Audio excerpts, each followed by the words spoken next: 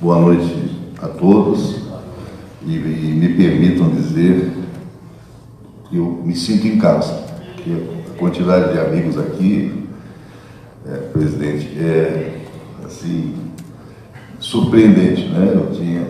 Tenho alguns anos de vivência no Paraná, nascido em Curitiba, no Baldino do Amaral, ali no Instituto de Medicina, mas morei fora daqui durante anos e vim para cá aos 17 anos para fazer faculdade, e por aqui fiquei, casei, filhos e tal. E estávamos conversando há pouco, a minha família Ferrante, acho que boa parte de vocês conhecem, veio da Itália, da região de Nápoles, e direto para Curitiba, e aqui ficaram e estão até hoje. E graças a Deus temos tido assim um convívio, né, com a sociedade paranaense, e de um modo geral somos muito felizes. Tenho filhos, netos, curitibanos, paranaenses. Então a minha satisfação de estar nesse local aqui com vocês é dizer, vocês, IDL, Pro Paraná, Associação Comercial, fazem a diferença no nosso estado. Então o meu orgulho, não só pela amizade de muitos de vocês, é também a gentileza e a deferência, tanto do Marcos, do Macoski, como do Ramon, do Giara, em me convidar para essa conversa. E aí eu já vou deixar bem claro que, se vocês estão imaginando que eu tenho a fórmula mágica para baixar o pedágio, vamos direto para o jantar, porque eu não terei. Mas, com certeza, agradecendo a gentileza de vocês, e faço referência também que o meu convite à minha pessoa, o convite à minha pessoa, só posso atribuir a gentileza de vocês, porque não tenho menor cabedal ou qualificação dos meus antecessores.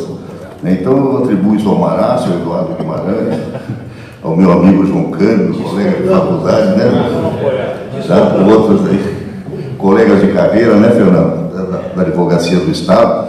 Então nós estamos aqui, eu estou aqui, mas, dependendo, como os colegas de DECOM, né, Departamento de Obras, vocês devem estranhar, porque um advogado faz como diretor do Departamento de Obras do Estado, né? O cônsul deve estar se perguntando aqui o que vai. Mas na realidade eu sou soldado, e sempre que me deram missão, isso eu aprendi com meu pai. Meu avô era militar, foi reformado como coronel do Exército, meu pai também como general do Exército, e eu fui, por questões de incompatibilidade de gênero, não concluí a carreira militar, mas fiz todo o meu básico estudo no Colégio Militar do Rio de Janeiro e no Colégio Militar aqui de Curitiba. E de lá saí, certo de que não era a minha vocação ser militar. Mas sou soldado, sou disciplinado, e sempre que missão me dão, eu tento fazer o melhor possível. E quis a vida que, em um determinado momento, eu fosse chamado para trabalhar num negócio chamado modelo de concessão. Modelo de concessão, né? Tive a oportunidade de trabalhar, doutor Giara, com uma pessoa ilustre que eu devo muito na minha vida, vários, mas que é o doutor Denis Lineu Schwartz, que você conhece muito bem. Todos vocês, mas o Giara em especial, nas lutas partidárias. O Denis, que hoje eu tenho a liberdade de chamá-lo assim, mas é o meu eterno ministro, pessoa da mais alta qualificação, me convidou para ir a Brasília para resolver um problema, uma questão lá no Ministério que ele tinha recém-assumido, o Ministério do Desenvolvimento Urbano e Meio Ambiente, eram dois ministérios em um. Hoje, Ministério das Cidades e Meio Ambiente num só. E funcionava bem. Hoje tem 3 ministérios ligados ao meio ambiente, mais o das cidades e mais o de transporte, não sei das quantas. Então tem, né, um monte de... Né, só você que... O Edson, que é um lutador, um engenheiro e advogado, né? Então, a gente sabe das dificuldades que hoje nós enfrentamos em razão do peso da máquina pública. E quando eu fui trabalhar com o Denis em Brasília, ele me chamou para resolver uma questão que ele estava em dúvida lá, que, por coincidência, que tem alguma ligação com o meio ambiente, é a resolução CONAMA 001, que é a primeira que até hoje vige, que é a resolução que trata toda essa questão ambiental a nível nacional. E eu fui por 2 dias para ajudá-lo lá, por ele ter recém ido a Brasília, não tinha assim confiança no corpo jurídico, e acabei ficando por 3 anos. Eu lembro que fui com uma malinha de mão para 2 dias e tive que pedir para mandarem minhas roupas. Então a vida foi me conduzindo para determinadas situações que eu realmente só tenho a agradecer. Tive a oportunidade de trabalhar com pessoas maravilhosas, como eu falei, com o Denis, mas Afonso Camargo, em Brasília naquela época, o tal de Funaro, acho que a gente já ouviu falar, o tal de Paulo Brossard, tinha um procurador-geral da República na época, que não era esse mesmo papel de hoje do Ministério Público, era o tal de Sepúlveda Pertence. Então, um pessoalzinho assim que a gente tomava café, né? Então, essa turma toda, eu não tive tempo de fazer doutorado, nem pós-doutorado, mas tive o prazer e a felicidade de aprender no dia a dia. E com essas pessoas, além dos paranaenses aqui, que muito me ensinaram, no modo geral. Mas o nosso tema, que até gostaria de deixar bem claro, que a minha proposta hoje não é fazer palestra. Eu gostaria de trocar uma ideia com vocês, doutor Teixeira. O Cleberson, meu professor, temos a felicidade, né, de sermos colegas de conselho, não vou dizer de qual clube, mas a minha pretensão, seria muita pretensão minha fazer palestra, né, principalmente eu vendo os meus antecessores, mas sim passar para vocês um pouquinho da vivência da questão da concessão do pedágio do Paraná, né, vulgarmente chamado pedágio. Por quê? Vivência, porque eu posso afirmar a vocês que eu comecei no primeiro dia, quando falou-se nisso, vamos fazer uma concessão de rodovia, quando o Jaime Lerner, Eduardo, o Jaime Lerner falou assim, pô, tal de anel de integração, ninguém sabia do que ele estava falando, fomos descobrir, tem que chamar alguém da área jurídica. E eu estava ali, por acaso eu estava na porta, pô, Maurício, veio você, né? Então tive que aprender na marra e fui realmente buscar conhecimento em outros países, até porque o Brasil não tinha o know-how de concessões, tal. Tinha o Dersa em São Paulo, que funcionava bem, tinha uma empresa própria, tinha depois o governo federal tinha 2 situações, que era a Dutra e a Ponte Rio-Niterói. Pasmem vocês que a Ponte Rio-Niterói não era concessão, era o sistema de pedágio deles faliu. Se conseguir falir o pedágio da Ponte Rio-Niterói, é porque tem alguma coisa errada. É o lugar que mais passa veículos e só não tem fuga, né? Ali não tem fuga, é só você jogar na água. E mais do que isso, o pedágio é administrado pelo DNR. O funcionário público, né? Não tinha problema de ações trabalhistas, nada disso. O que aconteceu? Então, a ineficiência da administração pública. Então, a grande mensagem que eu gostaria de deixar com vocês, ou passar para vocês, é o seguinte: sem vocês, fórum, associação comercial, empresários, no modo geral, sem o capital privado, esqueça, não haverá desenvolvimento na área de infraestrutura desse país. João, nós somos parceiros dessa luta. Você vem divulgando aí a questão do FIEP, né, do pedágio. É uma luta, como bem disse você, Marco, eu fico muito feliz de te ouvir, concordo com um grau muito ligeiro com tudo que você disse. Deve haver sim transparência, deve haver sim participação da iniciativa privada do governo. Foi o tempo em que o governo mandava, o governo fazia, o governo desmandava, e baixou a caba, ou eu faço porque quero, né, filo porque quilo, né, plagiando um pouquinho. Esse tipo de coisa não tem mais espaço. Eu sou um operário do direito, sou um advogado, né, militante, tenho minhas atividades, e lembro de um chá de cadeira que eu levei de um juiz de Piraí do Sul. Estávamos construindo, na época do DR, a rodovia que vai a Ventania, Piraí do Sul, Ventania, e precisava de uma desapropriação, um ato simples, um juiz, uma comarca pequena, como é Piraí do Sul, cidade que eu gosto muito, tenho parentes lá, a família Vargas minha tia, quando a minha mãe casou-se com um dos Vargas, e lá estando, eu fui falar com o juiz não me atendeu. Eu vim de Curitiba, pedi para que o escrivão anunciasse, trancou a porta, Fernando, trancou e não deixou. Pô, mas eu só queria comentar com ele, acabei de protocolar um processo vital importância, uma obra de relevância ali para a região e para o trecho da rodovia. Não me atendeu, levou. Passei 2 dias para conseguir falar com o juiz. Por sorte, eu tinha minha tia, dormia na casa dela, paguei o guardião, mas em chegando no segundo dia, eu disse para o escrivão assim: faz um favor para mim, vai no banheiro. Ele disse: como assim, doutor? O senhor vai no banheiro? O senhor não está com vontade de ir no banheiro? Ele falou: não, tá, sim senhor, o senhor está com vontade de ir no banheiro. E aí ele foi no banheiro, o tempo que eu entrei, balcão lá dentro, rompi, porta do gabinete, né? Disse: doutor, isso é uma falta de, no mínimo, de consideração. Eu não estou lhe pedindo nenhum. Eu só queria que o senhor visse isso. Não, o juiz atende quando quer e como quer. Isso vai mudar. Pode ter certeza que vai ter um dia e vai chegar brevemente que o povo vai entrar no gabinete do juiz e vai arrombar a porta. Vocês não podem se encastelar e tentar. E falam isso para a promotoria, falam isso para o prefeito, falam isso para o governador. Nós somos servidores do povo e temos que ter as nossas portas abertas e a consciência. Bem, fazendo essas colocações, Sofia, só para brincar um pouco, eu preparei uma conversa com vocês com os seguintes temas, assim, rapidamente, né? Um breve histórico da concessão, até porque nós vamos falar do futuro, vamos saber do futuro qual é a situação. Um sucinto estudo de caso, que situação nós nos encontramos hoje, qual é o problema dos contratos, por que a tarifa é tão cara, né? Por que ir para Irati é complicado, por que nós temos aí Lava Jato envolvido no processo.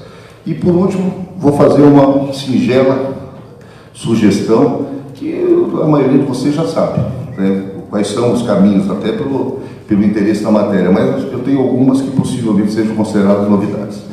Nesse momento, eu queria aproveitar, vou passar um filmezinho, acho que é 3 minutos, né? 4 minutos, que hoje o DR está utilizando para reuniões públicas, que está sendo feito hoje, inclusive teve um em Guarapuava, né, João? Então, esse filmezinho, eu gostaria, alguns podem até já ter visto, mas eu gostaria que vocês prestassem um pouquinho de atenção. Depois eu vou voltar no filme, e cada item colocado, são 4 itens que eu gostaria de abordar com vocês e esclarecer algumas situações. Esse é o filme que está sendo passado pelo Estado. Em meados dos anos 1990, o Paraná buscava uma solução eficaz para o avanço de sua infraestrutura rodoviária em meio à chegada de novas indústrias, à expansão do agronegócio e ao florescimento do setor de serviços em todas as suas regiões. Nesse contexto de acelerado desenvolvimento, o Departamento de Estradas de Rodagem do Paraná, DR, dava início em 1995 a estudos visando a implantação do primeiro programa de concessão rodoviária do Estado. Nascia assim o esboço de um projeto que nos anos seguintes resultaria no Anel de Integração do Paraná, uma malha de cerca de 2.500 quilômetros de rodovias dividida em 6 lotes interligados em forma de polígono. Administrados pela iniciativa privada e mantidos com a cobrança da tarifa de pedágio, conectando as principais regiões polo do Estado.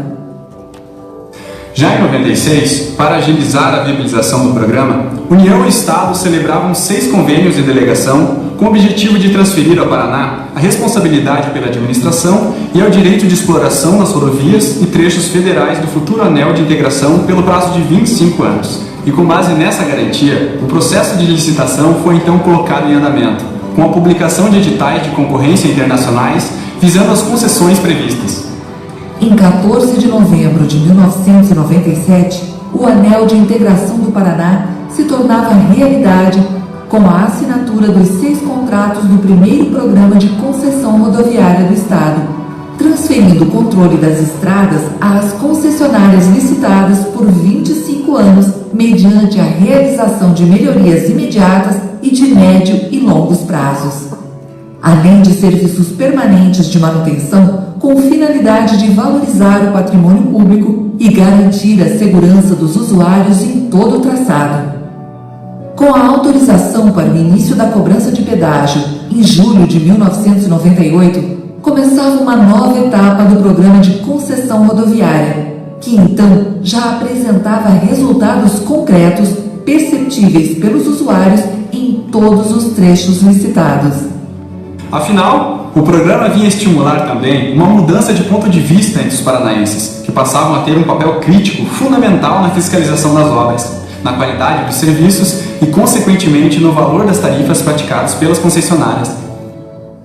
Com esse novo cenário impactado por oscilações da economia, o ano de 1998 foi marcado pela adição de termos de alteração contratual, com consequente redução das tarifas em aproximadamente 50% por parte do governo do Paraná.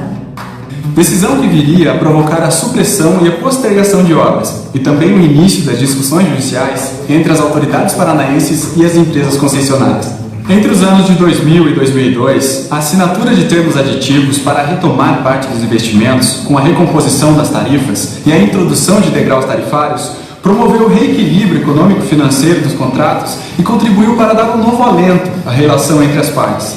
No entanto, entre os anos de 2003 e 2010, preliminares para a redução média das tarifas em 30%, com decorrentes supressões de obras e alterações de cronogramas de execução, ocasionaram nova fase de discussões judiciais dos assuntos relacionados às concessões. Em 2012, para inaugurar uma nova etapa dessa relação, entrava em atividade a Agência Reguladora de Serviços Concessionários do Estado do Paraná, a AGEPAR. Criada pela Lei Complementar 94, de 23 de setembro de 2002, com finalidade institucional de exercer o poder de regulação, normatização, controle, mediação e fiscalização dos serviços públicos submetidos à sua competência.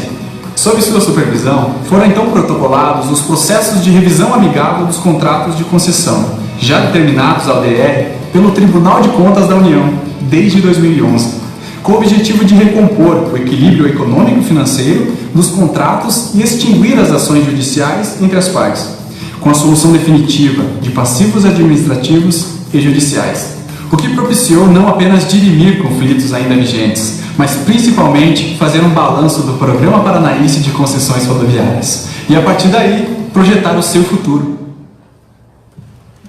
O filme tem mais uns 2 minutos, mas o que nos interessa, né, o que nesse momento discutir e eu colocar para vocês, é justamente essas etapas até esse momento. A AGEPAR, aí sou eu, garoto de propaganda da agência reguladora, e no final, eu vou colocar para vocês com muita segurança, né, pelo que eu tenho acompanhado em todo o Brasil, de nada adiantará qualquer medida que seja tomada se você não tiver um ente regulador forte, independente, autônomo e eminentemente técnico na condução do processo. Interferências políticas sempre vão haver tentativas. E a única forma de você inibir, de você fazer com que vocês, como empresários, terem um contrato respeitado, é que você tenha um órgão de controle, de fiscalização e de mediação, quando necessário, e com poder de arbitragem, caso as coisas não aconteçam da forma adequada. Então, tudo que nós conversamos aqui, e aí já vou fazer o meu apelo, que seria no final, mas não adianta, ajudem a fortalecer a Agência Reguladora do Paraná. A Agência Reguladora foi criada em 2002 e só foi instalada em 2012, 10 anos depois. Não me interessa quem esteve no governo nesse período, mas alguém não quis que a agência reguladora funcionasse e que tivesse uma atuação de real isenção e de independência no controle. Mas posso assegurar a vocês que se houvesse a agência reguladora lá atrás, no primeiro momento do programa de concessões, nós não estaríamos vivendo o quadro, vou chamar assim, do ponto de vista ruim, para não falar pior, né, do que eu vou mostrar para vocês. Então, na sequência, eu pego um trechinho do vídeo e coloco só essa primeira parte, vou fazer em 4 etapas, para pontuar aquilo que a gente acabou de ver. Solta o primeiro só.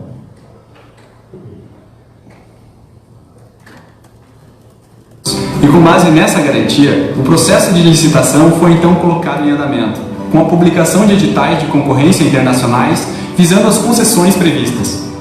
Em 14 de novembro de 1997, o Anel de Integração do Paraná se tornava realidade com a assinatura dos 6 contratos do primeiro programa de concessão rodoviária do Estado.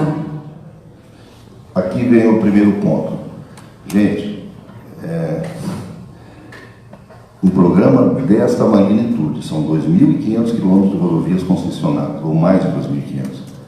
Quando nós fomos, eu tive a oportunidade de ir à Espanha, para conhecer um pouco do modelo espanhol, para trazer para o Brasil algum subsídio, os caras disseram, vocês são loucos. Vocês vão fazer um programa de uma vez só de 2.500? Nós, Espanha, ao longo de todos esses anos, temos 2.200 quilômetros de rodovia, não chegamos a 2.500 pedagiados. Vocês vão fazer uma vez só? Aí Nelson Rodrigues, né? A síndrome do vira-lata. E eu me orgulho de ser vira-lata. E sou vira-lata, tenho italiano, tenho polonês, tenho português no sangue da minha família. E somos vira-latas. Vira-lata é uma raça mista, né? Eu, como vira-lata, com muito orgulho de ser vira-lata, diz assim, não, nós vamos fazer sim. E nós temos essa pretensão técnica, mas foi um projeto, então, eu vou dizer a vocês, com todos os defeitos do Marcos e Edson, foi um pioneirismo, um avanço, um arrojo e uma coragem de chefiados pelo governador Jaime Lerner, obviamente, mas de nós, os técnicos do DE, que nunca tinham ouvido falar de concessão, especialíssimos, né, altamente qualificados na área de rodovia, de asfalto, de pavimento, de construção rodoviária, de sinalização, segurança de via, porém, programa de concessão é um outro universo. Então foi, inclusive, aceito pelos órgãos públicos existentes. A ODE até hoje não entendeu que existe uma especialização na sua atividade, que é a concessão das rodovias. Então, quando nós fizemos esse programa, foi feito, só para fechar, 96 e em 97 assinamos um contrato. E em 1 ano e meio, praticamente vou arredondar para 2 anos, nós fizemos estudo de 2.500 quilômetros com viabilidade econômica, IVTEA, com estudo geológico, e soltamos um programa de concessão do tamanho do da Espanha, os vira-lata aqui do Paraná. E nós, tem defeitos? Tem, nós vamos dizer, vários defeitos, precisa ser melhorado, não tenha dúvida, esse processo tem que ser, em tese, esquecido, tem que ser feito um novo modelo, e temos elementos para isso. Mas a coragem de fazer aquilo naquele momento só nos orgulha. O Paraná estaria ruim, com certeza com impactos na economia, teve sérias discussões em cima disso, mas sem a infraestrutura mínima que hoje o programa tem, e aí tiveram alterações que eu vou mostrar ali na frente, estaria muito pior, está ruim com ele, muito pior. Sim, essa é a minha opinião pessoal, não estou defendendo o pedágio nem defendendo o preço, pelo contrário, eu sou também usuário e pago caríssimo, acho que tem que ser. E onde nós erramos, é isso que eu vou colocar para vocês, na minha opinião, e posso falar com a autoridade de quem esteve desde o primeiro dia envolvido com isso, na modelagem jurídica. Não tenho nenhum conhecimento econômico e financeiro do processo, e gosto, né, obviamente, do assunto, do ponto de vista técnico-jurídico, e vou tentar passar para vocês. Então, primeiro equívoco, na minha opinião, em 1 ano você fazer todo um projeto, e vocês da área de engenharia sabem que isso não é nada, fazer para 2.500 quilômetros de estrada, projeto de engenharia, e não foi feito projeto de engenharia. Foi feito um termo de referência para que as interessadas pudessem depois oportunamente fazer a sua proposta comercial e depois oportunamente fariam as obras e os projetos executivos, os projetos definitivos. Esses projetos definitivos Até eu, que advogado sou, sei que não tem nenhuma condição de se aproximar da realidade, né? Imagina a Serra do Cadeado, com estimativa por quilômetro, como se fosse de pista simples, né? Pista simples não, de pista plana, né? E aquilo ali tem... Hoje nós temos um problema, já adianto a vocês, quem tem alguma imaginação, né? Imaginar que aquela serra ali do relógio, que vai para Guarapuava, como é que chama? Serra da Esperança, vai ser duplicado nesse contrato, não esqueça. Não, o projeto da rodovia, o projeto não, termo de referência, previa uma segunda pista, são duplicada, né? A segunda pista entrando na rocha. Olha eu falando de obra de engenharia, mas fazendo um buraco na rocha. Isso inviável do ponto de vista técnico. E a proposta é fazer isso um viaduto, um elevado, como tem dos padres aqui, quem vai para Paranaguá. Só que isso não está no contrato. Então, se você for fazer só jurídico falando, né, exigir que a empresa faça, você vai ter que pagar a diferença do custo. E essa diferença de custo praticamente inviabiliza o contrato. E o grande desafio vai ser que esses contratos fiquem com o menor passivo possível. Então, sim, primeira fase, o projeto de prazo exíguo e com especificações técnicas muito elementares, né? E aí isso já refletiu na frente na questão da obra com o projeto definitivo. O outro filminho, então seriam os contratos feitos em um ano depois, assim, um projeto muito curto. Entre os anos de 2000 e 2002, a assinatura de termos aditivos para retomar parte dos investimentos com a recomposição das tarifas e a introdução de degraus tarifários promoveu o reequilíbrio econômico-financeiro dos contratos e contribuiu para dar um novo alento à relação entre as partes. Voltou um pouquinho, antes disso tem o termo de ajuste, o termo de aditivo unilateral. Esse aí já é a recomposição do contrato. Em 90, no ano, e aí o conselho para quem um dia pretender ser governador do estado ou prefeito, nunca faça um pedágio nas vésperas de uma eleição, né? Porque vocês vão ter que, ou não serão eleitos, ou vão ter que mexer no valor do pedágio. E aí, independente da coisa, foi uma decisão tomada de governo, proposta, e eu participei desse grupo de trabalho, do ponto de vista jurídico, propusemos a que as concessionárias aceitassem uma redução temporária do pedágio para que depois fosse retomada à frente. Não houve, né, consenso entre o Estado e as concessionárias, e aí o contrato previa a possibilidade de um ato unilateral, ou seja, autoritário, aquele filo porque quilo, né? Foi feito um ato e que reduziu em 50% o valor da tarifa, lógico que nos estudos técnicos, reduzindo o equivalente das obrigações da concessionária. Só que isso não ficou adequado e a partir daí começou-se a discutir, levou-se 1 ano e 8 meses a discutir a questão da recomposição do contrato. Então, a primeira fase é um projeto incipiente inicialmente, segundo, uma mexida no contrato de forma lateral, sem os cuidados técnicos necessários, e quando foi retomado, e essa retomada se deu praticamente 2 anos depois, foram compensados esse período em que ficou reduzido 50% da receita.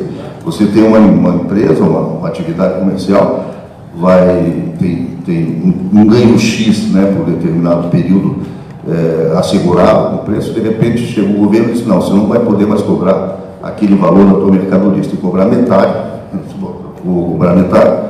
Então, eu não vou fazer, tipo assim, uma camisa sem botão, né? Ou para fazer isso também não me interessa. Então, vamos recompor, então vamos fazer para retomada, mas esse período que eu fiquei, né, sem receber e vendi camisa com botão, como é que faz? Isso eu tenho que ser compensado. O direito é muito claro quanto a isso. Então, houve a necessidade de reequilíbrio do contrato e essa recomposição se deu exatamente na retomada de 2000 e 2002, que é esse filme que a gente acabou de ver aqui. Foram feitos aditivos, 6 aditivos, discute-se, né? Isso na época houve algum tipo de interferência? Não. Posso assegurar, participei em todos os momentos. A pessoa que desenvolveu esse estudo de reequilíbrio econômico é o ex-vice-prefeito do Rio de Janeiro, McDowell. Acabou de falecer o prefeito hoje é o pastor lá, né? O Crivella, e o vice-prefeito era o McDowell, que é um engenheiro da UERJ, um cara extremamente preparado, tinha muita experiência na região da Via Lagos, lá, do programa de concessão do Rio, e um cara extremamente isento e técnico, fez um trabalho muito bom do ponto de vista técnico, juridicamente foi um grupo muito também expressivo que desenvolveu. Lógico que você está lidando com as concessionárias, com as maiores empresas rodoviárias, né? Eu brinco até, o Roberto Lissa trabalhava comigo lá na Procuradoria do DR, ele disse, ó, nós aqui brigando contra Golias, né? Brigando com os gigantes, né? Então, mas conseguimos fazer, do ponto de vista jurídico, uma recomposição do contrato sob pena de ele se encerrar por ali, nem nascia morto. E nessa recomposição, obviamente, foi retomado o valor da tarifa integral, e o detalhe que poucas pessoas sabem, o veículo, o eixo, o valor do eixo do veículo de carga, do veículo pesado, não voltou ao valor normal, foi reduzido em 17% na época, e até hoje é, né, João? E esse 17%, imagine se tirar 17% do valor do eixo do veículo por 20 anos, não foi por uma semana, 15 dias, e todo o contrato, e até hoje, a nossa tarifa, o valor do eixo do veículo pesado é o mais barato do Brasil. É absurdo, né? Você paga o valor real, mas o valor do eixo do caminhão é menor do que o valor do eixo do veículo leve, em 17%. E se você pegar todos os valores equivalentes do Brasil, vocês vão ver que o caminhoneiro aqui, que pesa o valor, paga mais barato do que os outros trechos. Sem defender o operário. Estou colocando questões técnicas que foram efetivamente relevantes para uma recomposição. No entanto, entre os anos de 2003 e 2010, preliminares para a redução média das tarifas em 30%, com decorrentes supressões de obras e alterações de cronogramas de execução, ocasionaram nova fase de discussões judiciais dos assuntos relacionados às concessões. Então, em 2002, recompusemos o contrato com os defeitos, né, mas foi equilibrado, assinamos, levamos em juízo, foi homologado pelo juiz. Vida nova, gente. Agora vamos... Perdemos, foram retiradas algumas obras, foram postergadas outras, tá? Mas a tarifa é a mesma que seria do contrato original. Ela voltou, com exceção do caminhão, que foi 17% a menos. Então nós tivemos uma redução em desfavor, vamos dizer assim, do empresário. Mas, visando o interesse do Estado, a gente entendeu por bem. Agora, o que aconteceu?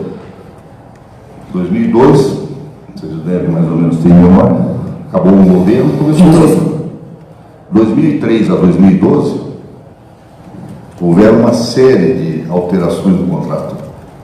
E aí, todas elas judicializadas. Teve um governo que entendeu por bem, em vez de recompor, fazer uma tentativa de redução da tarifa, efetivamente, resolveu judicializar. E tudo que podia ser feito, tipo, você tem o direito, o contrato é muito claro, todo dia 1º de dezembro tem um reajuste, o índice inflacionário, previsto no contrato, o índice de reajuste está lá. Esses reajustes eram negados. As concessionárias ingressavam em juízo, conseguiam eliminar, muitas vezes com 30, 40, às vezes 60 dias, e passavam a cobrar a tarifa correta. Só que esses 30, 60 dias ficou aonde? Foi para a prateleira. Aquelas obras que eram para ter sido feitas, nesse período, o cara disse, olha, vamos fazer completa, porque se eu tive uma perda de receita durante o período, então coloca na prateleira. E assim foi, colocando as coisas na prateleira. Então, essas mexidas foram também unilaterais, não houve nenhum caso resolvido de consenso, e todos eles estavam, quando a agência iniciou os trabalhos, estavam pendentes de solução. Só mais um pedacinho. Em 2012, para inaugurar uma nova etapa dessa relação, entrava em atividade a Agência Reguladora de Serviços Concessionários do Estado do Paraná, a AGEPAR. Criada pela Lei Complementar 94, de 23 de 7 de 2002, com finalidade institucional de exercer o poder de regulação, normatização, controle, mediação e fiscalização dos serviços públicos submetidos à sua competência. Acabaram os filmes. Por que eu pedi para passar isso e eu gostaria que vocês me ajudassem a refletir? Porque a agência foi criada e diz assim: resolve esse probleminha para mim, né? Aquele famoso Gardelona. Isso é facinho, vai ali e tal, paga o almoço para você, você vai lá e acerta as ações trabalhistas que todos os garçons do restaurante têm. Tá fácil, né? Eu pago o almoço para você, resolve aquele problema para mim.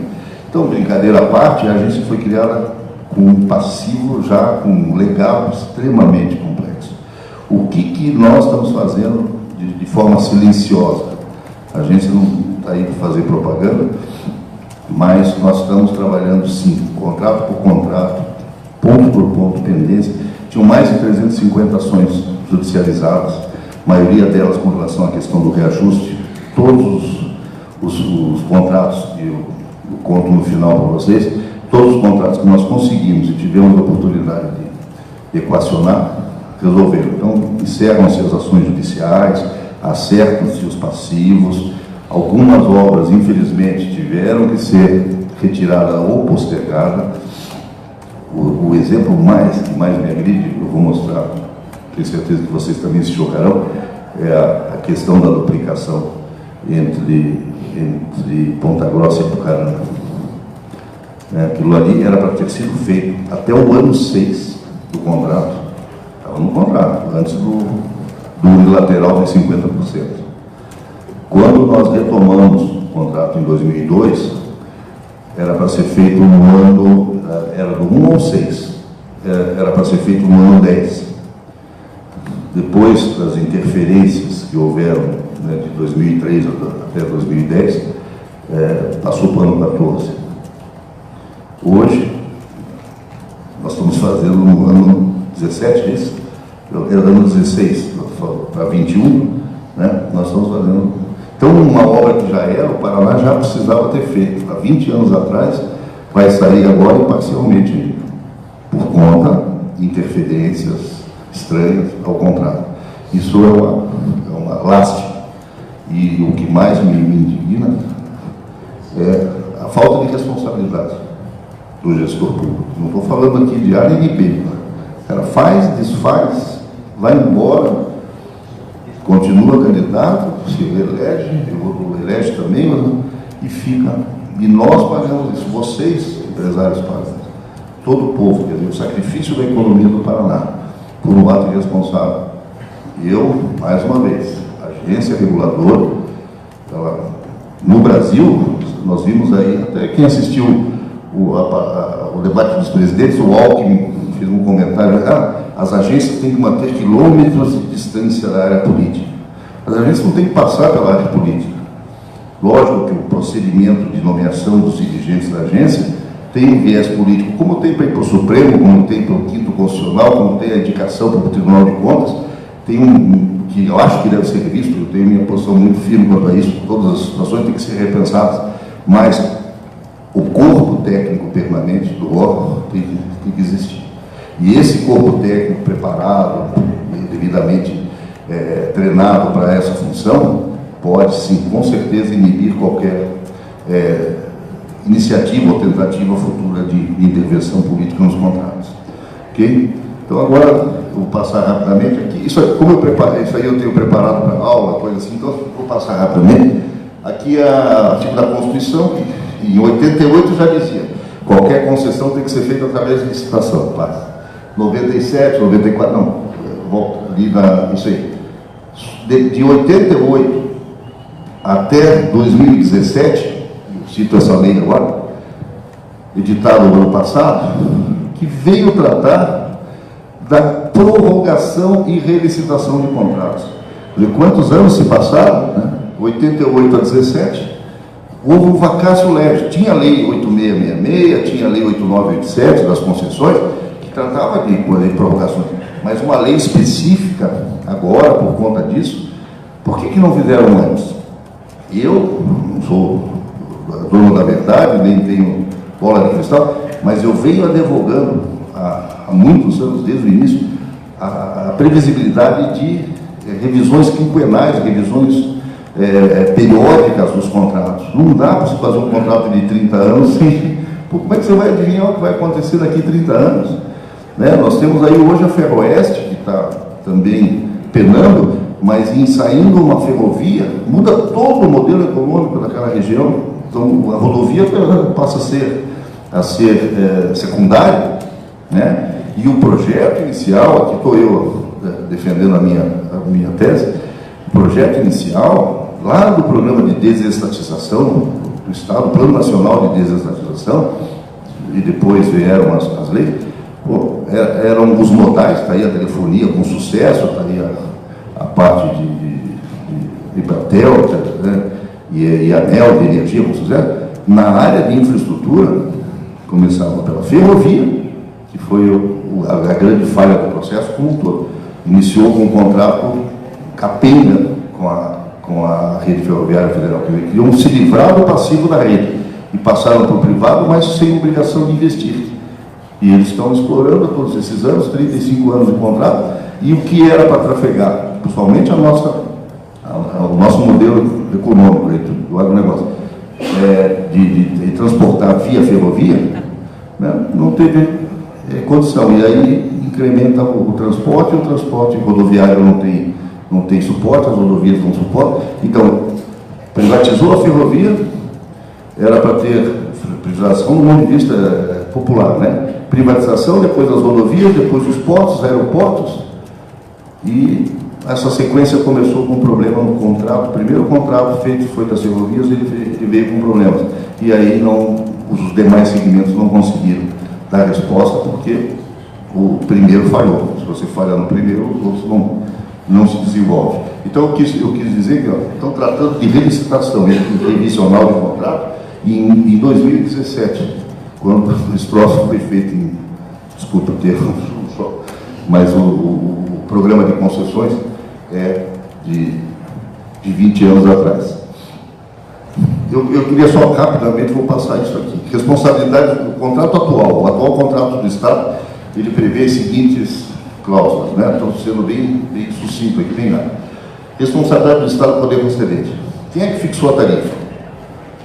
Não foi o concessionário que fixou. Quem fixou foi o Estado. O Estado, ao fazer o estudo de viabilidade econômica, tomou por base, inclusive, as questões construtivas da rodovia e colocou a tarifa. Então, o valor fixado foi pelo Estado. Obras a serem realizadas. Também foi o Estado que definiu. Quais são as obras que vocês vão fazer? Vocês, contratadas, vão fazer a duplicação até Campo Mourão, vão fazer de Campo Mourão até Cascavel, vão fazer... Nós definimos, nós, Estado, e eu me incluo dentro os do governo, definimos quais eram as obras e as suas quantidades. Nós dissemos para a concessionária quanto que eles tinham que fazer. O prazo de execução e o período das obras. Vocês vão fazer, nesses 24 anos, vocês vão fazer a obra, que, como eu disse, a de Ponta Grossa até Apucarana, estava previsto do ano 1 ao ano 6 da concessão. Então, o período que vocês tinham que fazer. Depois que os problemas que houveram, foi jogado para o ano 16, para o ano 17. E o prazo contratual, vocês têm 24 anos para fazer aquilo que era. Então, esses 4 itens aqui foi fixado pelo poder público, né? Não houve interferência do contratado. Tá? No quadro seguinte, vocês vão ver, responsabilidade da concessionária. Aqui vai chamar a atenção de vocês, sim. Responsabilidade integral da concessionária em relação ao risco de tráfego. Puxa vida, é só isso? Não. Você tem um negócio em que você tem a fonte de receita é o número de veículos que passam naquele local. Ora, quem assume, se não passar o veículo que eu estava esperando, é problema teu. Você faz o teu negócio. Mas tinha uma previsão no contrato de crescimento de 3% ao ano. Eu até hoje, conversando com o pessoal da área, especialista, ninguém conseguiu me convencer quais foram os anos que deu 3% nos primeiros 10 anos de contrato. Pô, mas aumentou o número de veículos, você vai para Campo Largo, hoje você não tem engarrafamento, você vai aqui para São José dos Pinhais, não é novidade de carro. os crescimentos de 3 durante 20 anos, não se configurou. Responsabilidade deles.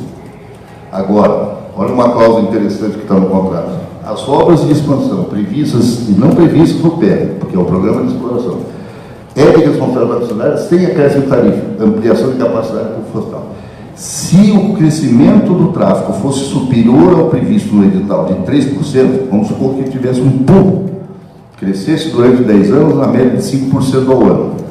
5% ao ano implica que a rodovia que vai para Paranaguá já não comportaria mais pista dupla, teria que ser uma pista quádrupla, ou uma terceira ou quarta pista de ida e de volta. Essas obras, se porventura tivesse ocorrido, e aí vem o grande pulo do gato, se elas tivessem ocorrido um volume de tráfego superior àquele previsto no edital de 3%, eles teriam que fazer a duplicação, a triplicação, a quadriplicação por conta e risco deles. Não haveria nenhum aporte do governo e a responsabilidade passaria total para eles. Números dizem que não houve não se concretizou essa evolução de 3%. Como é que a gente sabe isso? Bom, qual é a nossa briga pelo contador de tráfego? Não que as concessionárias estejam sendo desonestas, mas nós não temos um número real de tráfego em cima mas não previu no contrato. Ora, meu Deus do céu, a agência reguladora, baixamos uma resolução há 1 ano e meio atrás, implante um sistema de controle real de tráfego. Determinamos ao DR e determinamos ao Estado que assim o fizesse. As concessionárias, o contrato não prevê, o problema do DR, a fiscalização é do órgão contratante, e esse número, que lá atrás não era significativo, não interessava para nós, porque as obras seriam realizadas de qualquer forma, o risco do tráfego era deles, por que eu vou ficar contando o tráfego se o risco é deles? Passou a ser extremamente relevante. E aí tem uma história aí, mas tem que é fluxo de caixa marginal, que as novas obras, as obras que ingressam, não previstas no contrato, que ingressam agora, elas não são calculadas com base naquela taxa interna de retorno, naquele volume de tráfego previsto, são feitos com tráfego real, com a taxa interna de retorno de momento, e para isso você precisa ter números corretos. E que número correto que vai buscar? Nas informações da concessionária. Não estou aqui pondo qualquer dúvida com relação à honestidade deles, até porque eles são auditados, tem as empresas de autoria independente. Mas, meu Deus do céu, como é que se explica isso para a sociedade paranaense? Que nós não sabemos quantos veículos passam efetivamente naquela praça de pedágio. Então, um dos pontos, só tem outros, a serem corrigidos no modelo novo. Seguindo, isso aqui, gente, e aqui é só uma fotografia. Esse é o que inicialmente estava previsto. Então, olha, vocês viram, de Guarapuava até Cascavel, não tem duplicação, não tem previsto. Essas obras em vermelho e azul são contornos previstos, obras de ampliação de capacidade, tá? E duplicação de previsto. Não está previsto, mas tem todo o serviço de restauração, recuperação, manutenção. Então, não é que no anel isso não esteja, mas as obras de investimento inicialmente previstas no contrato eram essas aqui. Veja a curiosidade lá de Campo Mourão até Cascavel, estava prevista duplicação, e o trecho de Ponta Grossa até Apucarana. As rodovias tronco, né? Vai para o outro agora. Olha o que sobrou. Duro, né? Por quê?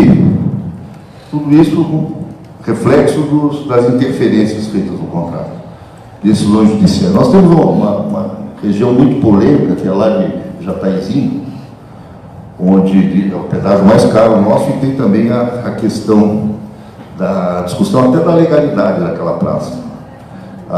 Discute-se que essa praça foi alterada, no convênio de 2002 foi alterada, e um procurador de justiça aí bem atuante nessa área, procurador federal bem atuante nessa área, está aí discutindo a questão até do Lava Jato e tal. Ele vem questionando aquela praça, o valor daquela tarifa. Nós fizemos, a agência fez um estudo recente e detectou, não vou dar percentuais aqui, mas um percentual considerável de impacto na tarifa, do incremento da tarifa. A tarifa original era 1, em razão de eventos ocorridos ao longo do contrato, interferências teve que ser agregado um novo valor. São de medidas judiciais propostas por ele, pelo Ministério Público Federal, que conseguiu que fosse impedida a cobrança durante um determinado período. Daí entraram com várias ações individuais e que isentam de pagamento de pedágio, só que essas decisões são todas em caráter liminar. Leva 1 ano, às vezes leva 6 meses, leva 15 dias, mas toda essa conta concessionária, tá bom, pode passar, senhor. Doutor Edson, o senhor pode passar, não tem problema nenhum, só me dá aqui o seu nome que eu vou deixar anotadinho depois na prateleira. Doutor Marco Dona Costa, por favor, se tem uma ordem judicial, pode passar. Mas só me empreste aqui uma cópia que eu vou guardar ali. E aí foi. E assim durante, tá? Quando a agência chegou, disse, bom, vamos acertar esse contrato. Acertar o contrato, o cara veio e apresentou a conta. Tudo isso aqui deixou de ser cobrado por ordem de medidas judiciais propostas pelo Ministério Público Federal. Disse, puxa, e agora fazer o quê? Eu, como empresário, vou suportar isso aí. Não? Tem uma ordem judicial, essa ordem judicial foi cumprida, só que isso não foi recomposto. E está recomposto. Então, é a praça mais cara hoje, é mais questionada hoje, e eu vou chutar, 60% das questões envolvendo aquela praça são por propostas de medidas judiciais pelo próprio Ministério Público que defende os interesses do povo. Então, fico isso aqui para reflexão. Nem sempre uma ação contundente de um determinado ou governante ou de um agente público pode trazer benefício. Isso aqui são os números também. Nos 2 quadros, vocês vejam lá. Originalmente estava previsto 860 quilômetros de duplicação. Atualmente, 604 serão concluídos até o final de 2021. Menos 254 quilômetros de duplicação. Em pontos extremamente críticos. Contornos, 227 quilômetros de contorno, só vão ser feitos 60 quilômetros. Vias marginais, isso aqui foi porque o grande problema é a conurbação urbana, quando você está chegando em determinada cidade, por aquela vira um caos. Então, foram previstas vias marginais que resolveriam o fluxo de tráfego, não só de fluidez, mas também de segurança da via. De 280, só 15 vão ser feitas. Terceiras faixas, 377, menos 200 quilômetros de terceiras faixas. Muitas vezes a rodovia não demanda uma necessidade de uma duplicação na sua integralidade, mas a terceira faixa resolve. E aí aumentou o número de passarelas, né? Eu chamo, mas o povo queimou pneu, fez mas aí as passarelas. Mas passarela em termos de custo, de uma obra como essa, do programa como esse. Bem, os fatores que impactaram, agora de maneira bem resumida, os fatores que impactaram o programa. Já no edital, lá atrás, quando eu comentei, qualidade de serviço estabelecido no edital pelo poder concedente com base nos projetos de referência. Nós apresentamos um projeto, você vai duplicar daqui a Ponta Grossa, dando um exemplo para você, e o meu custo estimado e o meu projeto é esse aqui. A concessionária sabe. E daí, se eu fizer o projeto executivo e der diferente, não, se der diferente eu assumo. Você me paga a diferença, eu pago a diferença. Então tá bom, entrei na concorrência. Ganhei a concorrência, fui fazer a duplicação e, olha aqui, você botou solo mole, o solo duro, aí eu falando dos engenheiros, aqui não é, aqui eu vou ter que remover isso aqui custa 3 vezes o preço que você... não, foi lá, checou, verificou, o engenheiro do DR verificou, assinou. Então o que eu ia fazer? R$1 bilhão, ia fazer 200 quilômetros, eu vou fazer só 120, ou 100, ou 50, dependendo da coisa. Então esse foi o primeiro, já no edital, isso começou com esse programa de edital. Controle e competição na execução de obras, é isso. O cara faz o projeto executivo, hoje, ninguém está metendo a mão no dinheiro do pedágio, não está encarecendo o pedágio, o valor real está medido. A pessoa vai lá, faz o projeto, aprovado pelo DR, o engenheiro confirma se a obra foi efetivamente feita, aí dá o de acordo para que isso possa ser considerado como custo na concessão. mas há um controle de medição da obra. Ora, o que eu estou adiantando já, mas é um erro do edital, que não, você faz o projeto, você me apresenta a proposta e você executa, e o risco é todo teu. Não vou medir tua obra, eu vou aferir qualidade da rodovia para ver se ela está nas condições técnicas que eu entendo de correto. E por último, né, os projetos executivos da responsabilidade concessionária. Isso estava no edital. Eu faço o projeto básico, você faz o executivo. Já adiantei o assunto. Juntos os três, você faz tudo. Você apresenta desde o projeto, desde o custo e desde o período que você gostaria que, ou entenda que as obras sejam feitas. E aí você assina aqui e eu vou só te cobrar aquilo que você afirmou. Nesse caso, o edital teria essas três revisões a serem feitas. O outro é no curso da execução. Ora, no curso da execução aconteceu exatamente isso. Ocorrências supervenientes que impactaram nas receitas da concessão e dos encargos da concessionária. Quais são elas? O fato do príncipe. Vocês, só para ter uma ideia, a quantidade de imposto que vai, 30% aproximadamente, é de imposto da concessão. Mas tinha um imposto chamado ISS, que não tinha. Quando foi feito o programa de concessões, não tinha ISS ao pedágio, porque não existia pedágio no país, então não tinha. O pedágio que existia no país era público, então não tinha imposto municipal. Daí instituíram 5%. Aí os prefeitos podem 1 a 5, né? Imagina o que a prefeitada fez. Tem município aqui, né, João, que a receita maior é o pedágio. O ISS do município é o pedágio. Então esse imposto não estava previsto, como também o COFINS e outros aí. Então os fatos do príncipe interferiram diretamente. Isso aí foi durante o período da execução. 2. As alterações que ocorreram lá. Interferências políticas aqui, maldade minha, né? Mas foram interferências políticas. Alguém tomou uma decisão visando, entendendo politicamente, porque tecnicamente não se justifica. Descumprimento de cláusulas judiciais, acabei de citar uma, o pessoal que não dava reajuste na data atrasada, e a história da decisão judicial, né? Hoje o novo Código de Processo, meus colegas que podem me ajudar, sem ver as consequências do dano reverso. Eu tenho um risco agora, mas o risco maior virá depois, se for concedido. Então, foram tomadas uma série de medidas judiciais sem a previsão, ou sem o cuidado de analisar isso pelo judiciário. O judiciário tem sua parcela de responsabilidade. Quer dizer, o dano reverso está aí. Estamos aí hoje só pegar aquele quadro de volta, quanto tinha e quanto ficou. Por último, as ocorrências que serão equilíbrio através da exclusão, como é que se pagou isso? Excluídas obras, postergação de obras e o tal do degrau, acho que já ouviram falar, é o aumento da tarifa fora do reajuste. O reajuste tem lá um índice previsto no contrato e, além disso, para você equilibrar, você põe um percentual a mais que a gente chama de degrau. Bem, encerramos o diagnóstico. Né? Eu gostaria de ter passado essa informação para você, para a gente saber para onde vai e saber onde está. Né? Então, de maneira muito resumida, eu uso esses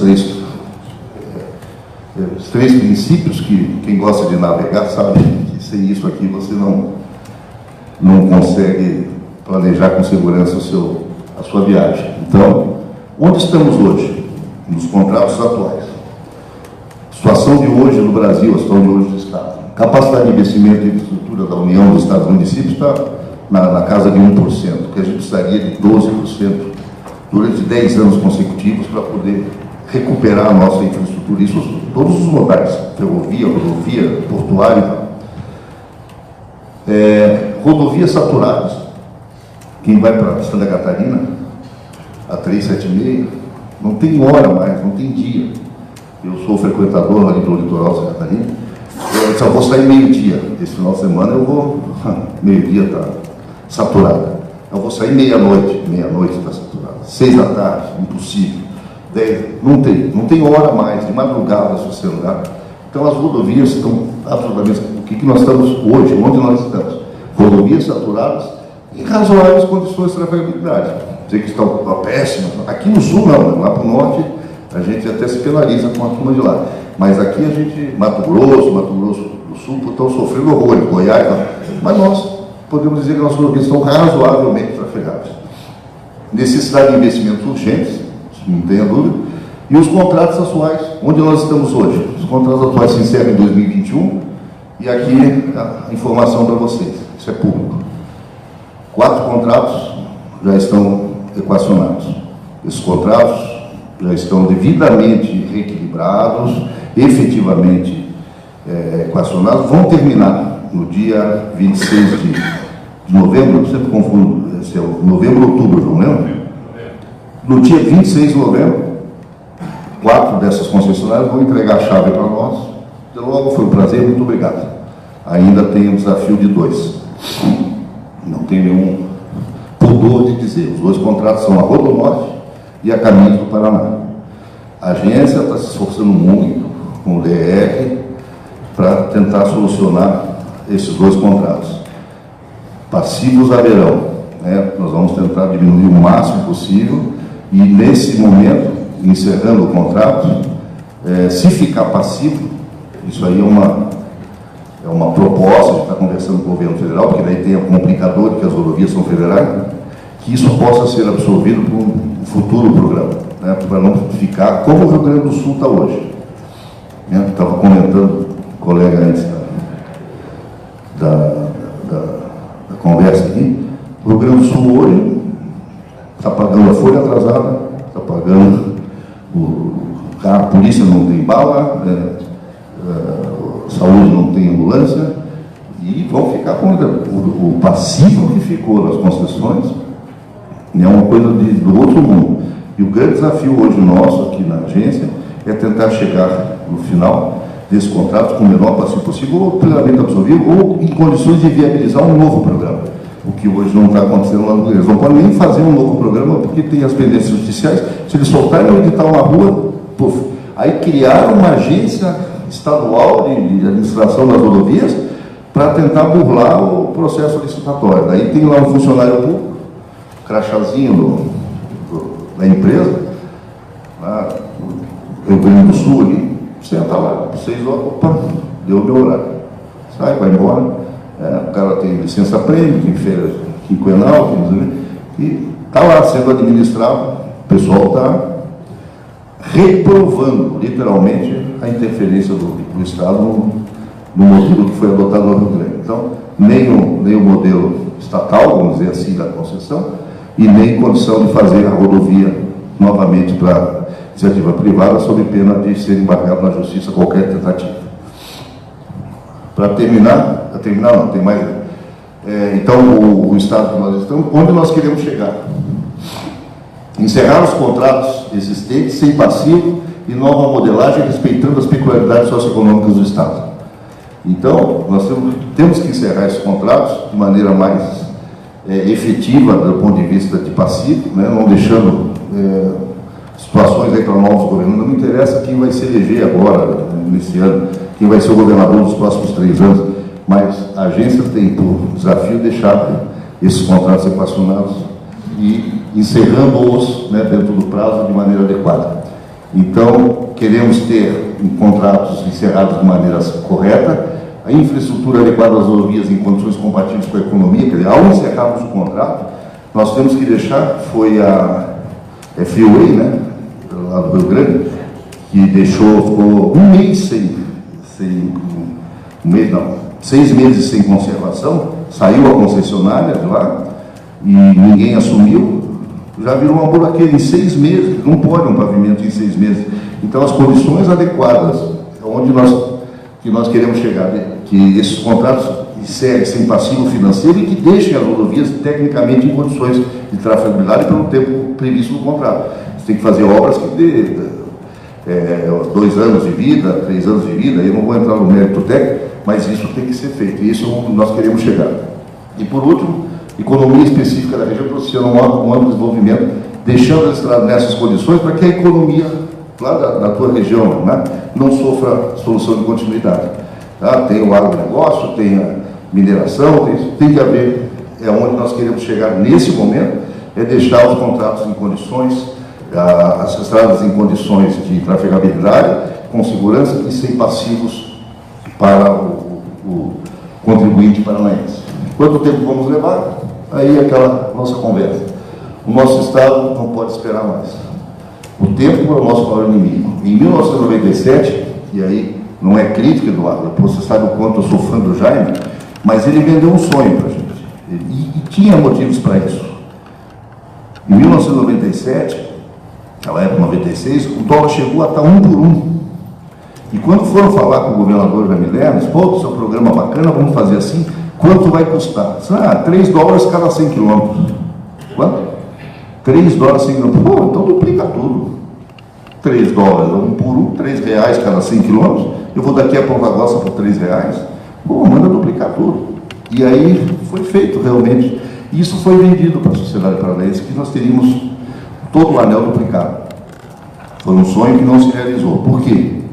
Na minha leitura, o sonho não realizado, porque é metas incompatíveis com o sonho vendido e o prazo previsto não foi considerado de maneira correta.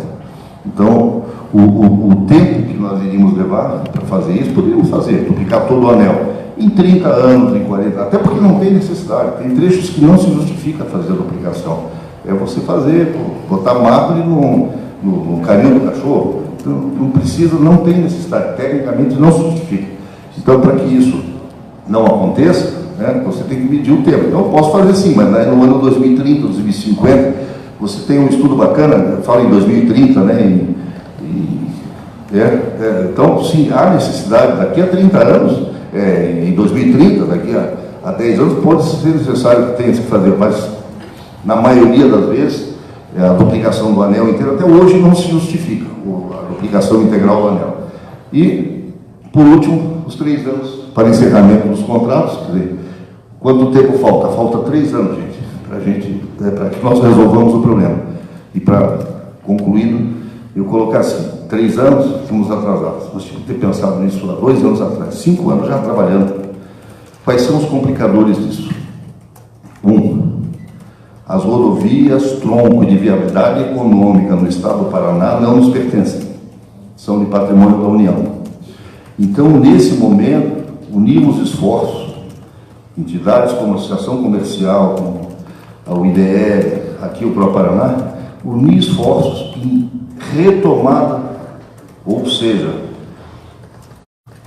delegação, novas delegações, não é prorrogação da atual, porque tem limitadores legais, tem mais de 25 anos. Com 25 anos, eu acho que a gente não consegue fazer um programa bacana.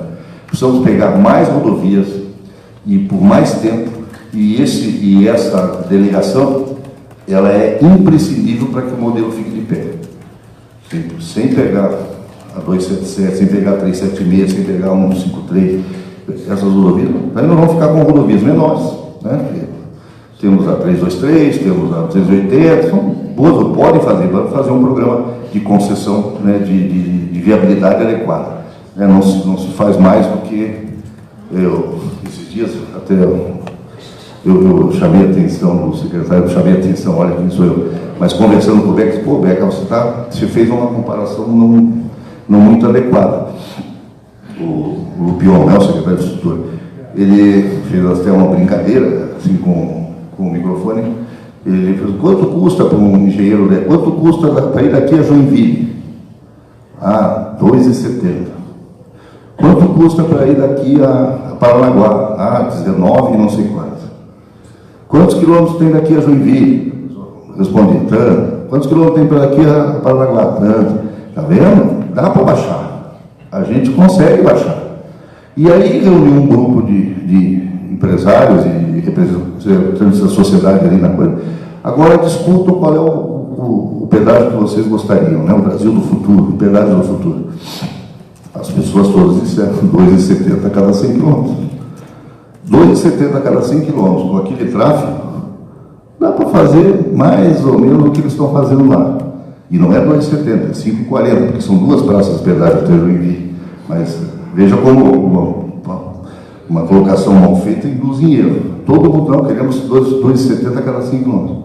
Esse é o pedágio ideal. Aí não preciso nem ver que obra vai fazer. Né? Mas aí não faz nada também. Com o tráfego que nós temos hoje, a R$2,70 não vai fazer nada, nem conservação de rodovia. E agora, são essas as 5 perguntas, né? Que não é para a gente responder agora, mas para pensar, para refletir a respeito. Então, qual seria o preço justo da tarifa de pedágio? Você quer comer o hambúrguer do Madeiro, ou quer comer o hambúrguer do amigo ali bacana, ou da esquina ali de casa? Puta, sensacional, adoro. Só que, né, o custo dele é bem menor, né, e por conta disso a qualidade também não é das melhores. Mas qual o preço justo? Então, justo tem seus componentes. Quais as obras necessárias para a região? Discutir por região. Isso efetivamente qual é? O que eu preciso lá em Londrina, o que eu preciso aqui em Paranaguá, o que eu preciso no Porto de Pontal, né? Vamos ver o que cada região tem a sua peculiaridade. Quais os serviços que as concessionárias deveriam oferecer? Eu lembro que quando eu estive lá atrás fazendo a análise dos modelos, né, dos países, eu fui na Argentina e o responsável lá pelo pedágio na época disse, não, nós temos inclusive um programa de incentivo, de promoção. Como assim? Você faz promoção com tarifa pública? Sim, para baixo, né? No seguinte sentido, quem trafegar das 10 da manhã até o meio-dia tem 2 horas de estacionamento grátis no centro de Buenos Aires. Ele não mexeu na tarifa, mas ele deu um bônus para quem fosse, isso há 20 anos atrás, o cara falou. E por que nós não podemos pensar nisso? Ter horários de maior pico, diminui o tráfego, aumenta a segurança, mas isso só uma reflexão. Quais os serviços necessários que a concessionária deveria oferecer? Qual o modelo ideal da cobrança de pedágio? Quem vai para a Europa, vai para os Estados Unidos, sabe? Só passar no porto, vai pipipe, né? Chipzinho, vem no cartão de crédito em casa. Tem um custo tecnológico, a tecnologia existe, só que ela tem um valor. E quais os trechos de rodovia podem ser objeto de concessão? Aí vocês vão, ali na frente, vocês vão entender essa minha colocação. Curitiba-Campo Largo é o maior VDM do estado do Paraná. O maior número de veículos que trafegam nas redes está entre Curitiba e Campo Largo. Eu tenho, coincidentemente, propriedade ali na região.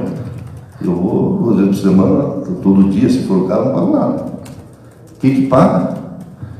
Aquele 1/3 de usuários que passam lá em cima da Praça São Luís Purunã. Pagam por mim que estou aqui fazendo serviço. Então, a universalização da cobrança, né, pode ser uma solução, inclusive, para esse caso. Quais os trechos? Ah, não, Campo Largo, sim. Paga 10 centavos, paga 20 centavos. Se pagar alguma coisa, alivia o encargo dos demais. E você usa todos os benefícios da rodovia. Temos casos concretos de partos. E não é 1 nem 2, não. Aqui na Ecovia, indo para a praia, uma média de 2, 3 por mês de partos realizados pelas ambulâncias da concessionária. Pô, isso é um absurdo. Estou com a minha mulher, a bolsa está para estourar, eu pego a minha Brasília. Nada contra as Brasílias, que foi muito útil no tempo de vocês, mais jovens não sabem o que é Brasília. Mas Brasília é um veículo da Volkswagen, mas o Itamar recuperou o Fusca. Pega o meu carro, né, paro ali na beira da estrada e aí acendo o alerta, daqui a pouco chega alguém da Conceição, o que aconteceu? Não, puta, minha mulher está passando mal, aí chama a ambulância vem, faz o parto da mulher e leva para o melhor hospital de Curitiba. Graças. Você tem muita fé na concessionária. E funciona, porque a multa é pesada, caso eles não. Numa situação aqui, né, na região, quando é mais longe. Bem, encerrando, agora minhas considerações com relação ao futuro modelo. Pontos que, porventura, né, devem ser considerados para uma adequação. Como eu disse, não tem altos estudos aí teóricos, mas sim a vivência adquirida ao longo desses anos. Então, primeiro, nós fizemos 6 audiências públicas quando fizemos o programa, lá atrás, né, no ano de 96. Fizemos audiências. O que eu vi na audiência? Desculpe, um palanque político. Todo mundo conversava, todo mundo aplaudia, deputado. Ninguém se preocupou em saber o valor da tarifa, ninguém se preocupou em saber exatamente quais eram as obras que iam ser feitas. Foi uma verdadeira festa, né? Estavam na empolgação. Então, audiências públicas que apresentem detalhadamente, né? E com ampla participação social e sob a supervisão de um órgão de controle que é a agência reguladora, que, no meu entender, tem esse papel. Um amplo estudo da malha rodoviária, eu posso deixar isso com vocês, um amplo estudo da malha rodoviária a ser concedida, considerando dados históricos de tráfego, levantamento topográfico e geotécnico, isso está praticamente no da FIEP também, né? Esses estudos têm que ser feitos, ambientais. No atual contrato, gente, a responsabilidade ambiental é da concessionária, da licença ambiental. Aí ela não consegue, o IAP não consegue, daí cai no IBAMA, daí o IFAM, não sei o quê, aí o governo, pô, não sai nada. Não adianta você ter todas as previsões contratuais se você não tiver. Então, isso tem que ficar muito claro, a responsabilidade de quem é e qual o Estado, como tem que fazer e tal. Definições claras do edital em relação às especificações técnicas, os valores correspondentes à obra a serem realizados. Investimento e conservação. É isso que eu acabei de falar. Projetos elementares ou projetos básicos, vamos assim chamar, ou termos de referência que depois geram uma discussão. Eu acho que isso tem que ser, no próximo contrato, no próximo edital, tem que ser feito de maneira efetiva e dar condições de se ter uma verdade econômica precisa. Esse é o ponto. Cobrança da tarifa por quilômetro rodado. O ideal seria rodovias fechadas, como nós temos em alguns países. Mau exemplo, né? Porque a Itália teve esse probleminha lá em Gênova, né? Super desagradável, mas ali era uma rodovia fechada. Aqui entrava naquele trecho, só sai lá na frente, não tem como você, né, sair. Então, rodovia fechada, nos Estados Unidos também tem bastante, são rodovias que você entra e paga quando sai. Só tem as saídas específicas. Né? Então, esse seria o ideal. Mas, porém, no Brasil tem as dificuldades. A tarifa por quilômetro rodado, utilizada uma etiqueta eletrônica, isso inclusive já está no edital de São Paulo, da Artesp, são as etiquetas eletrônicas contendo informações. Aí nós temos um tal de OCR, que precisa ser implantado, que envolve governo federal, polícia rodoviária, DETRAN e coisa do vale. Quinto, revisões periódicas. Isso eu tive semana passada em Brasília, na Câmara de Deputados, Comissão de Transporte e Viação, estavam discutindo exatamente a possibilidade de fazer, estava o Ministério Público, o Tribunal de Contas da União, Ministério dos Transportes, a NTT, todos fazendo uma proposta tipo de um TAC, né? Pô, vamos fazer revisões, porque na etapa 3 do governo federal, 80% das concessionárias estão devolvendo os contratos. Não vão. Contrataram, não cumprem as obrigações, tem um senão, Fernando. Foi dada a eles garantia de financiabilidade pelo BNDES, que infelizmente teve que fazer porto em Cuba, fazer coisa e tal, e daí não sobrou dinheiro para fazer, então o BNDES não vai financiar. Então eu entrei, certo de que ia ter financiabilidade do meu contrato com base em juros subsidiados ou juros, né? Perdi, daí só, amigo, você não cumpre a tua parte, eu vou entregar o contrato, para não contrato. Então,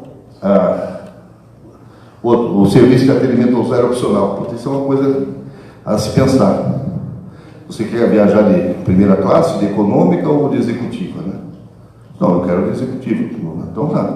Então você vai, se eu tenho atendimento, eu quero um atendimento ou se furar o meu pneu, eu quero que venha um cara trocar o meu pneu, se a minha lâmpada queimar, eu quero que venha arrumar, se a minha mulher tiver um parto, eu quero que a ambulância venha buscar. Então você paga uma tarifa diferenciada. Se você quer trafegar, mas daí, se acontecer, você será atendido. Porém, você vai ter que pagar. Não o valor, obviamente, que você paga para um guincho explorando você, que leva... Mas terá uma taxa que será paga para o atendimento. Então, eu acho que barateia a tarifa, diminui o custo, efetivamente, da concessionária, e você pode trabalhar com isso, né, sem maiores dificuldades, do meu modo de ver. Aqueles incentivos que a Argentina já dava. Operação de sistema. Cobrança tarifa proporcional ao serviço utilizado no valor mínimo. Então, você tem um valor mínimo que você paga, né, vai olhar na rodovia, paga o valor mínimo. Quem vai ali hoje para São José dos Pinhais, para o 4P, né, paga nada. Vai até lá, né, e volta tantas vezes no ano, não paga nada. Mas você tem os mesmos direitos, né, de quem vai até Paranaguá. Mas pô, vou andar só 15 quilômetros, digo, proporcional, né? Então, é um modelo. Estou dizendo que seja, mas eu não gostaria porque eu vou todo dia e volto todo dia. Amigão, vamos achar uma alternativa, mas que existe a necessidade de que todos contribuam de uma maneira, obviamente, barateando o custo do pedágio.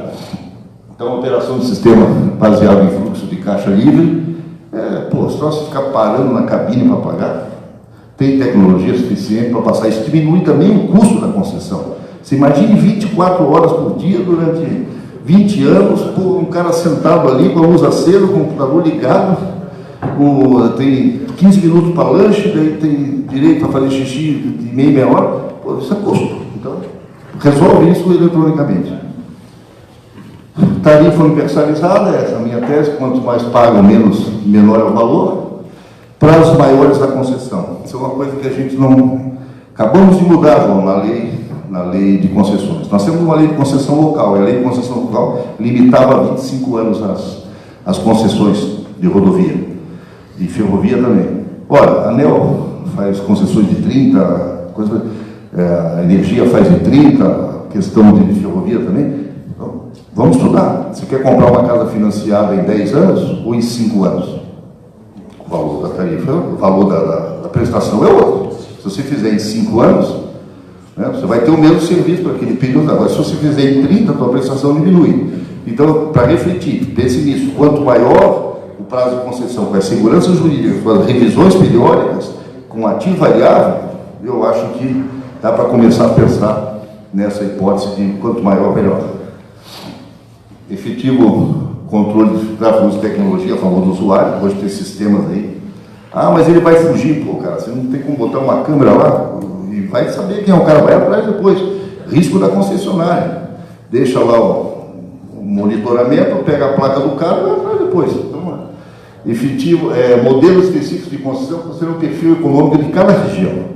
Uma coisa é no Sudoeste, outra coisa é no Norte Pioneiro, outra coisa é na região de Guaíra. Tem que ser analisado. O que nós temos hoje? O modelo de hoje. A tarifa por eixo é o mesmo em todo o estado. O cara que vai para Paranaguá é o cara que vai para Guaíra. É o mesmo o preço unitário do eixo. Então, lá tem diferença. Fazemos tarifas, por que não fazer? Tem tecnologia e tem condições econômicas e contábeis de fazer.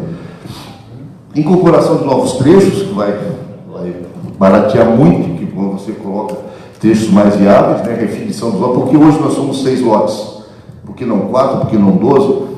Na época achamos que o 6 era o ideal, mas demonstrou, por exemplo, que tem alguns que não se viabilizaram tão bem. Então, vamos repensar, né? Faz 8 lotes, faz 5 lotes, faz 1, 2 lotes, né? Agência reguladora independente, aí eu fazendo uma merchandagem, né? Nada disso para cima adianta, os 13 anteriores, se não tiver um órgão de controle forte.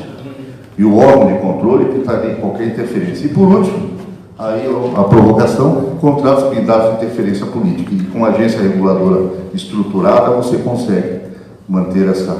Então, essas são as minhas considerações.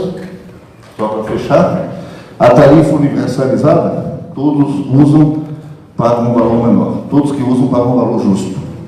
Né? E por último, eu faço aqui uma reflexão pessoal. Né? É muito fácil criticar, é mais fácil ainda achar culpados. O difícil é ter coragem de inovar. Então, o nosso programa, o Vira-Lata, né? Programinha Vira-Lata, que a Espanha achou que seria loucura, foi o nosso arrojo. Nós fizemos, e eu defendo todos os técnicos DR, todas as pessoas envolvidas nesse programa, nós fizemos o melhor que nós podíamos naquele momento, e achávamos que era o correto. As alterações feitas, as interferências feitas, como eu já falei, políticas e legais, né, questão de decisões, prejudicaram sobremaneira o nosso programa. Ele não é bom, não é o ideal, mas eu acredito que sem eles ficaria muito pior.